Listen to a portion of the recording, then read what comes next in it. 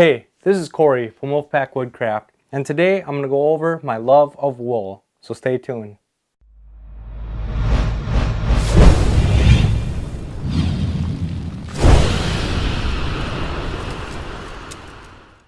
Alright guys, so I love wool. I have wool gloves, I have wool stocking cap, I have wool sweaters, I have summer wool socks, I have winter wool socks, I have thin wool blankets, thick wool blankets. I just love wool. And the main reason I like wool so much is because it's warm. And the cool thing about wool that's different than most fabrics is that it stays warm even when it's wet. It holds 80% of its insulating value even if it's soaking wet. So like my sleeping bags and my other material, when it gets wet, its insulating value is 0. It's none. Where this holds 80% of its insulating value even when it's wet. So that's huge, especially in an emergency. If you were to fall in a lake or something bad were to happen to you, you know that you can stay warm with wool. But not only is it warm, but it also keeps you cool, right? So I have wool for the winter and I have wool for the summer because wool breathes.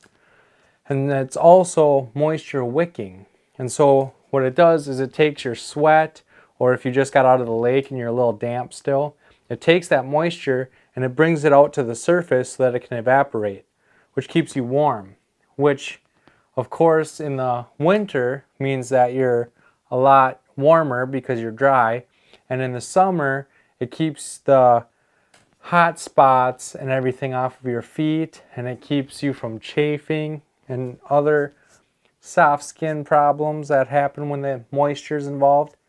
And so it all depends on loft. When it's thin, like my thin summer socks, it's breathable, and so it's going to keep me cooler, it's going to keep me comfortable, it's going to keep me dry.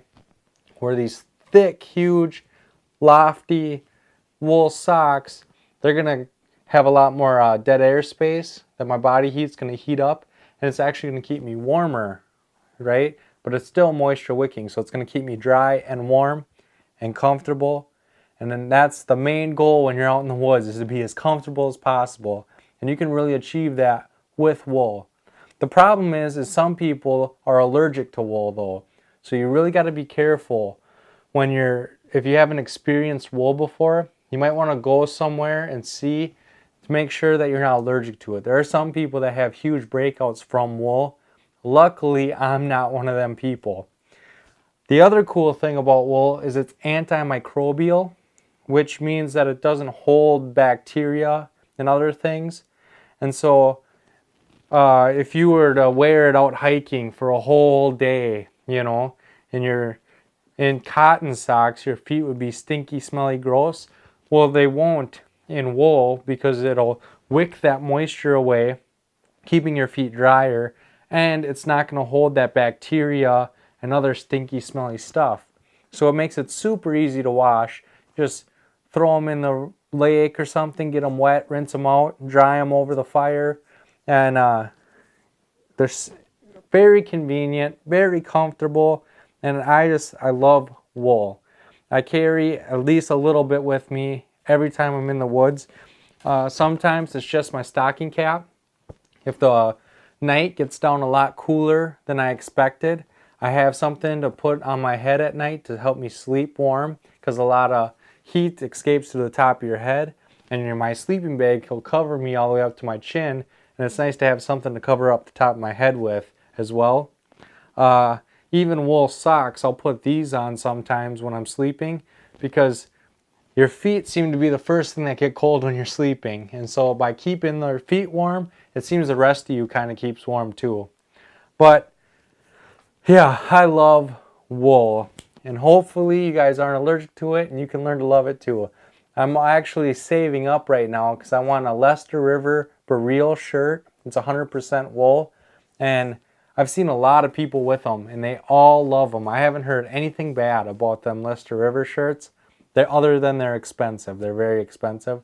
And living in Minnesota, I think it'd be something that could really benefit me huge.